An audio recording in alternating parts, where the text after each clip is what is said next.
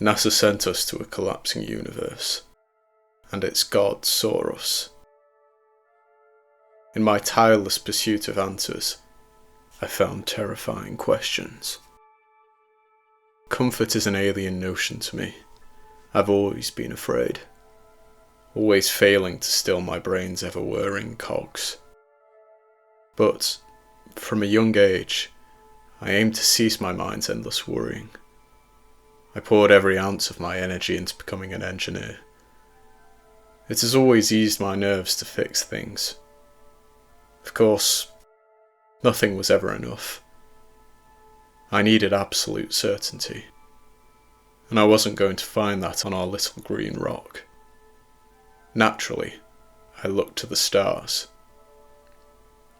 In the early 2000s, shortly after graduating from Cambridge University, I moved to America and secured a job at NASA. I wanted to be part of something bigger than me, an organisation focused on exploring the deepest crevices of the universe. The date was January the 2nd, 2023.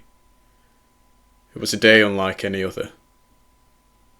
The office was filled with the excitable chatter of my colleagues, folk who, typically, would have their heads silently buried in paperwork. The air on this particular day, however, was filled with a jittery, magnetic energy. "Connor, you'll never guess what just leaked," Adam eagerly said, motioning for me to follow.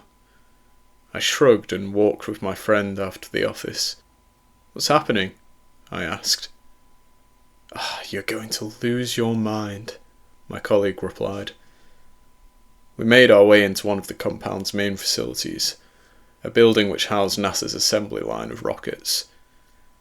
I had a hunch that Adam's exciting news might be related to DM-50, the dozen-minus rocket.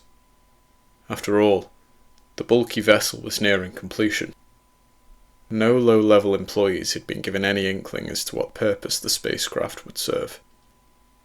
My colleague and I rounded the corner of the vessel, and we found Dr. Stanley Jacobs talking to a few physicists. He was a greying, pale-faced fellow with chapped skin, the sort of man who had physically aged beyond his years. He could have been 64 or 46. The weary-faced gentleman groaned at the sight of Adam, but my friend didn't care. He was fixated on the screen behind the physicist. It depicted various graphs and charts, a foreign language to me. Everybody's been biting Stanley's ear off after he mistakenly forwarded an email to Jenny in accounting. Last year, Jacobs discovered an anomaly at the edge of our galaxy, Adam gleefully whispered. An unidentified phenomenon that vaguely resembles a black hole, though its physical makeup is unlike anything previously discovered in human history. And NASA has been intercepting frequencies from the other side. Using telescopic data, they've created musical tones which sound like, well, who knows? Storms on unseen planets, forms of alien communication, parallel version of our reality. That's what they think it might be. This sounds like fiction, Adam. Why didn't we hear about this when Jacobs found the anomaly a year ago? I asked. My colleague shrugged. You know what the media's like. This could be huge, or it could be nothing. But Dr. Jacobs is suggesting that it might be a tear between universes. Hypothetically, I scoffed, though, secretly, my interest was piqued. Come on, Connor. You're always talking about the mysteries of the universe. Well, turns out that there's more than one universe, Adam said. And Frank heard that they're planning an expedition with the DM-50. I told you something big was happening. Why else would they have contracted Dozen Minus? It's unofficial, highly classified technology. My heartbeat started to quicken as I contemplated what my friend had said. Parallel universes, I thought. Could these distant worlds offer the answers I've always wanted? The small group of physicists eventually dispersed, and Adam nodded his head at Stanley. "Talk to him about the expedition, Connor. He didn't want anything to do with me. But this could be your shot to see space," my friend whispered, before walking away. "May I help?" Dr. Jacobs asked, overhearing us. Does the DM-50 expedition have any openings for engineers?" I asked. The man sighed. "You shouldn't know about that. But you're not the first person to ask. This day has been... You're going to explore the anomaly, aren't you?" I asked, eagerly interrupting the physicist. "Did you hear something? Wait, are you even an engineer? You're not some government servant on a mission to shut down this project, are you?" Dr. Jacobs asked, lifting an eyebrow. "No, I just need to be on that ship, sir." "You likely already have plenty of engineers attached to the project, but..." "We do, so I wouldn't get your hopes up," the man interjected, packing his briefcase. "I won't pretend to be some indispensable genius," I said. "But this is more than a job to me, Dr. Jacobs. I don't really care about NASA. I've always wanted answers to, well, everything." The man carefully examined me. "What's your name?" Dr. Jacobs asked, pulling a piece of paper out of his coat pocket. "Connor Bridges," I said, composing myself. The physicist nodded and scribbled my name. "There aren't any official openings, Mr. Bridges, but I know that look in your eyes. It's what guided me to this place too. It's what drove me to chase Harriet's eye." "Harriet's eye?" I asked. The man solemnly nodded. "The name of the anomaly. My late daughter." "Oh," I quietly replied. Jacobs cleared his throat. "The DM-50 could always use an extra engineer." My eyes glistened, and I immediately accepted the offer. I couldn't quite wrap my brain around the idea of going to space. Now, of course, months after my voyage of terror, I wish I hadn't. After 10 months of training, launch day arrived. Dr. Stanley Jacobs and Dr. Elizabeth Farrow, his research partner, had been developing the logistics of the mission for the better part of 2 years. Our stealth vessel, DM-50, would venture to the edge of the Milky Way, undetected by the people of Earth, and we would send various automated research vessels into Harriet's eye. Given promising results, a manned mission would follow. It was an airtight plan. The launch was a surreal experience. Sitting in a near-silent ship, equipped with cloaking technology, we left Earth behind. Not a soul on the ground watched. It was a week-long journey. Using dozen-minus technology, we achieved the impossible. We not only travelled to the farthest reach of the Milky Way, but we did so within an unthinkably fast time frame. The reason for Dr. Jacobs' hurry would eventually become horribly clear. From the windows of DM-50, the crew surveyed Harriet's eye with doe-eyed, blissfully unaware faces. A gaggle of school children, dazzled by the splendour of space. And as we approached, the eye grew from a blackened blemish on the horizon into a ginormous wound that had splintered the very fabric of reality. A hauntingly spectacular sight. The unmanned vessels were launched once we reached a suitably near, yet safe, distance from the anomaly.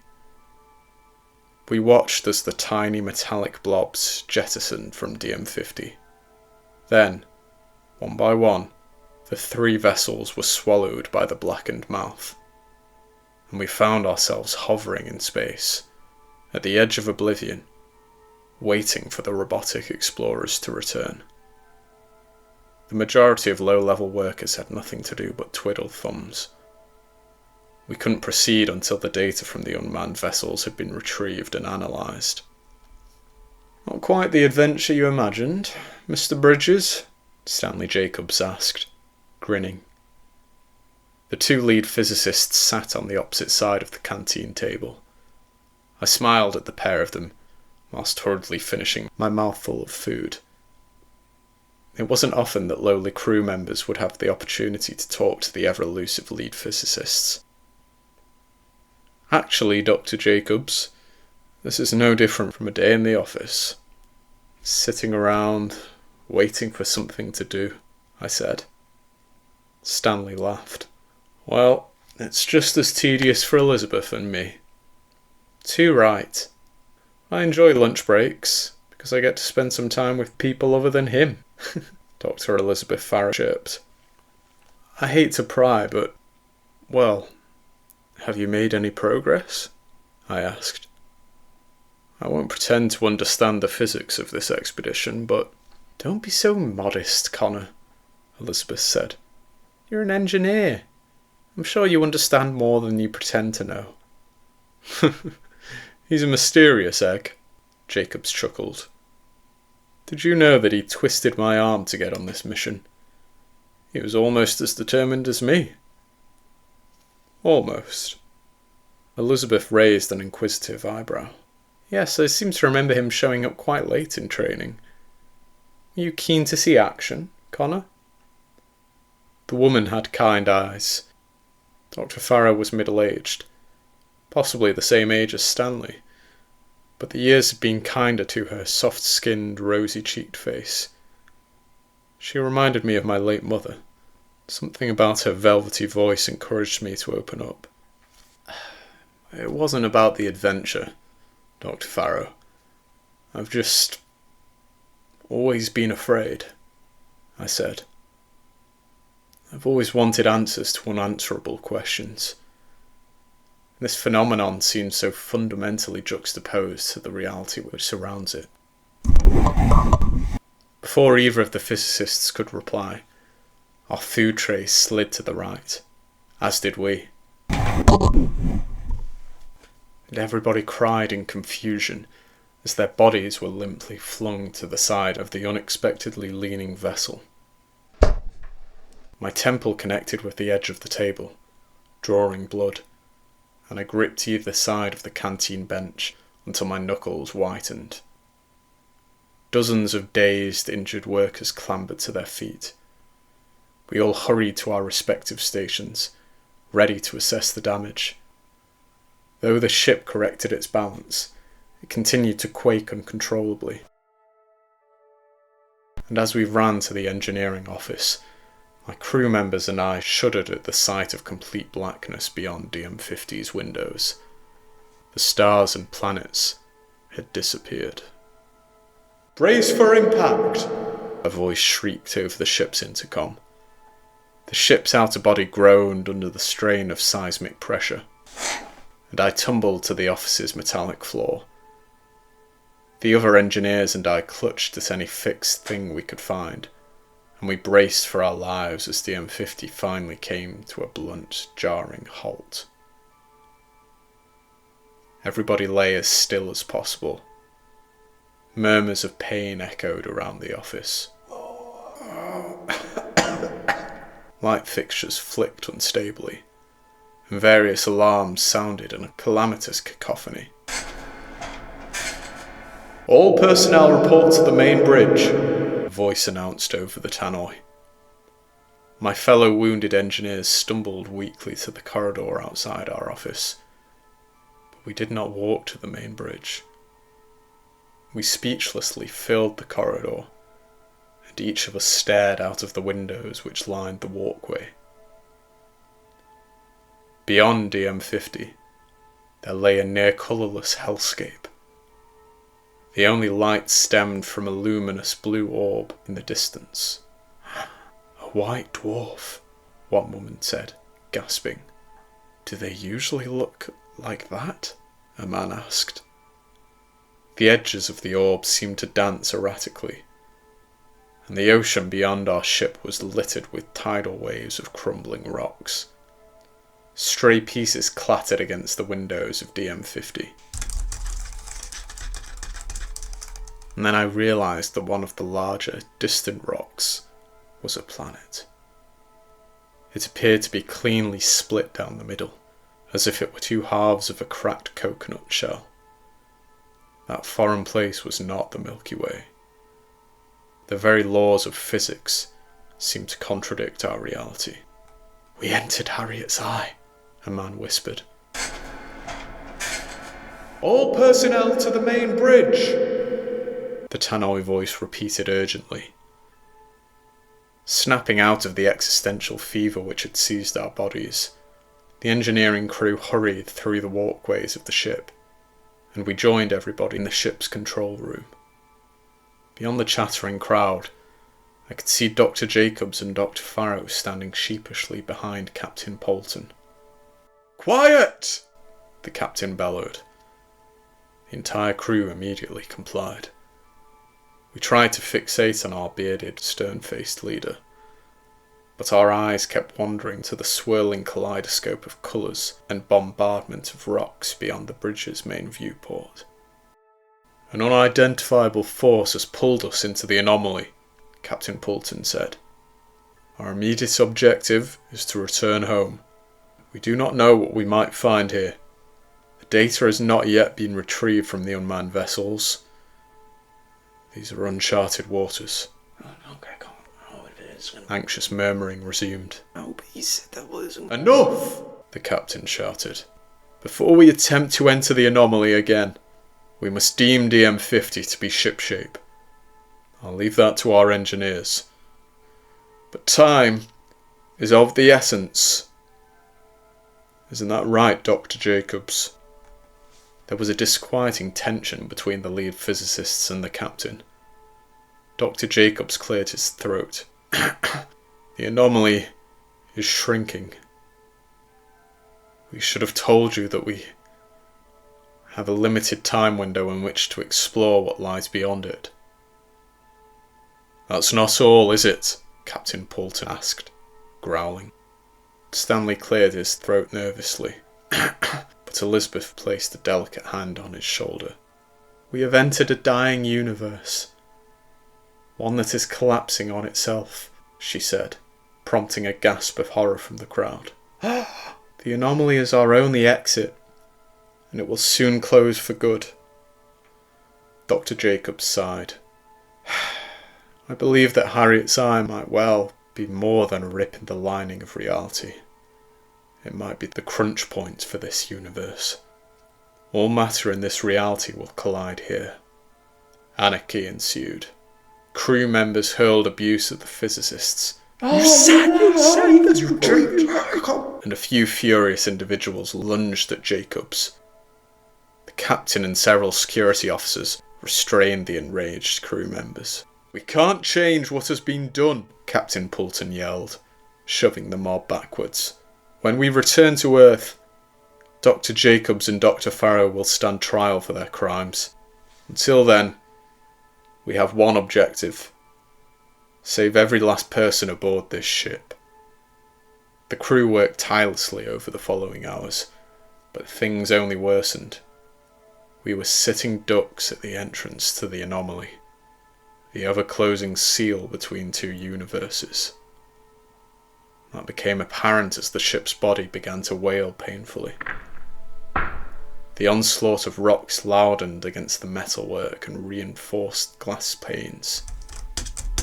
DM-50 began to quake on a near constant basis, and whenever I would glance out of the ship's windows, I became acutely aware of a burgeoning light in the distance.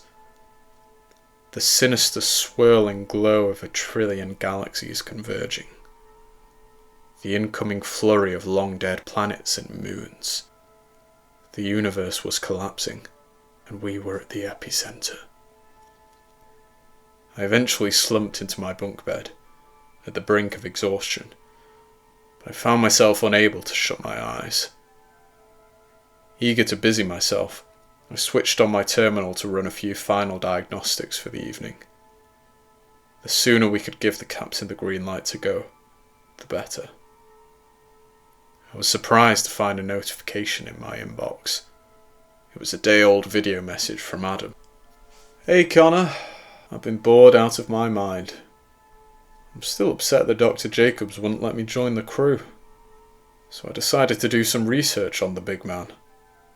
I talked to Frank in IT because he owed me a favour, and he let me look at some of the transmissions that Jacobs has been deciphering. NASA received communicative signals from the anomaly, and it was a two-way flow. Jacobs responded. He talked to something on the other side of Harriet's eye. You need to ask him about that. Nobody else seems to know about it. Stay safe, buddy. Over." The thought of receiving a message from alien life, whether in our universe or another, had once filled me with such excitement, but this terrified me. Jacobs hadn't told anyone that he'd already found something sentient beyond Harriet's eye. Why? My gut instinct was to confront him. I slid out of bed, got dressed, and left the engineering quarters. The ship was eerily quiet on my walk to the main laboratory, other than the roar of space debris, which had become a form of white noise. As expected, I found Dr. Jacobs hunched over his desk and busying himself with work. The white glow of a laptop screen illuminated the man's gaunt, possessed face. He hardly looked human. "Why didn't you tell us that the eye was closing?" I asked. "The expedition would never have been greenlit," Dr. Jacobs muttered, without looking up. "Good," I said. "We never would have faced such horror." Dr. Jacobs removed his glasses and eyed me with disappointment. "What happened to that young man who wanted answers?" "We're not going to get any answers here," I said. "Certainly not about that thing you heard in the darkness." Stanley Jacobs froze, eyeing me for a few seconds as droplets of sweat collected on his furrowed brow. How do you know about that?" he whispered. "He only spoke to me." I shivered. He? Stanley's frown lifted as he realised that I knew nothing. "Go to bed, Mr. Bridges," he said, returning his gaze to the laptop. "What were you hoping to find?" I asked. The man scoffed. "Well, another universe, Connor. Something greater than us." I calculated that we had no more than a couple of years before Harriet's eye would seal forever. I stopped mid-sentence. "How long do we have before this reality collapses, Jacobs? Months? Weeks?" "Days," Stanley answered. Fists clenching of their own accord, I stormed across the laboratory and towered over the man, who quickly shrank into his desk chair. "What could we possibly learn in days, Stanley? You brought us here to die," I barked. "I wanted this to happen sooner," the man retorted. "But the airheads at NASA had to plan carefully. Unofficial projects are always messy. Especially when they result in countless deaths," I said. "The anomaly almost tore the ship in half. We might not even be able to fix it. We might die. Don't you care?" I have every faith in you," Dr. Jacobs said, returning his gaze to the numbers on the screen. "And I had every faith in you," I replied. "You're lucky to even be here," the physicist snarled. As we continued the back and forth discussion, our voices gradually raised. It was only after 10 minutes of running in circles that we realised we were competing not with one another, but with the growing sound outside the ship. And when we turned our heads to the lab windows, Stanley and I gasped in unison. The dying universe's void was filling with light at an increasingly rapid pace, and DM50's trembling foundations felt less stable with every passing second. Oh, we should have more time than this, Stanley breathlessly cried. I still have so much data to collect. I need to... All personnel to stations, a voice announced over the intercom. Flight to Harriet's Eye will commence in 5 minutes. We've barely run 50% of the necessary diagnostics, I said. Who cares about the ship, Connor? Dr. Jacobs manically cried. This is greater than anything in human history. This is... What are you? The guttural, disembodied voice rattled sharply around my skull, like a coin stuck in a jar.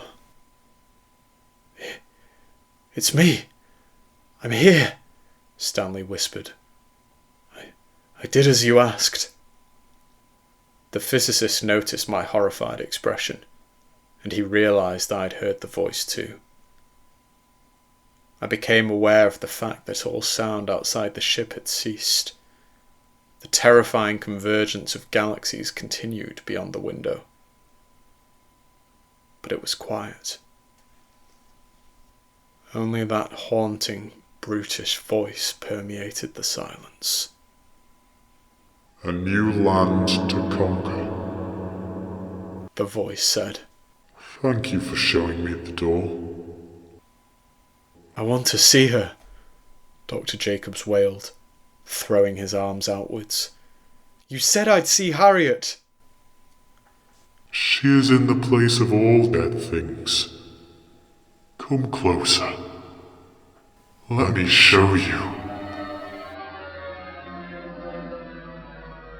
Outside the window, amidst the multicoloured glare of approaching galaxies, I saw 2 forming bodies. Red, gassy spheres of biblical proportions. And as black specks emerged in their centres, I realised what they were. Eyes of unfathomable enormity. I tried to scream, but my quivering, narrowing throat was unwilling. Could it have been strangled, perhaps, by that paranormal deity? Black tendrils emerged from the abyss of the universe's ever-nearing edge.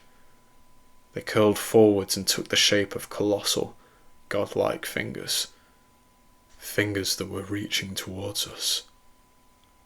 The ship suddenly lurched forwards. The captain, who had looked upon the horror in the depths of space, commenced our voyage into Harriet's Eye. Thankful for the slightest hope, I sighed. And then I looked to the sobbing physicist beside me. Harriet, he cried. You promised. With a thunderous clap, the tremendous, ear-shattering sound of the collapsing universe returned, as if the terrifying entity, with eyes like blazing gateways to hell, were roaring in fury at our attempted escape. Those ever-stretching fingers soared towards our spacecraft, and DM50 began to jolt from side to side. A trillion swirling lights travelled towards our ship as the universe's collapse quickened. I screamed as I finally contemplated the horror of being crushed by a universe. But then the pulling began. The pull of the shriveled, near-closed anomaly. Blackness began to envelop our ship.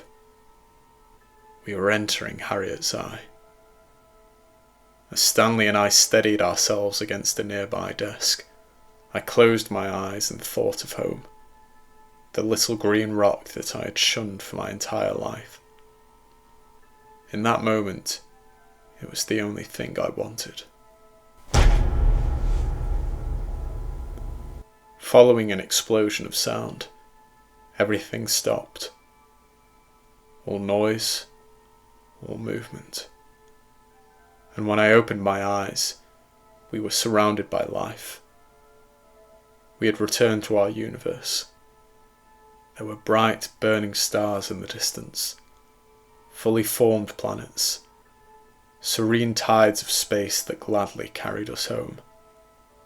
A long, quiet journey home. I rushed to the lab window to eye the fading anomaly. Did it close, or simply fade from view? Part of me believes, in the darkened distance of space, I might have seen those terrible black tendrils slinking through the tear between realities, the hand of a god fleeing its dying universe to claim ours. Dr. Jacobs and Dr. Farrow await trial for what they did. I've been denied visitation privileges, but I need to see him. I need to understand the last thing he said to me. It lives.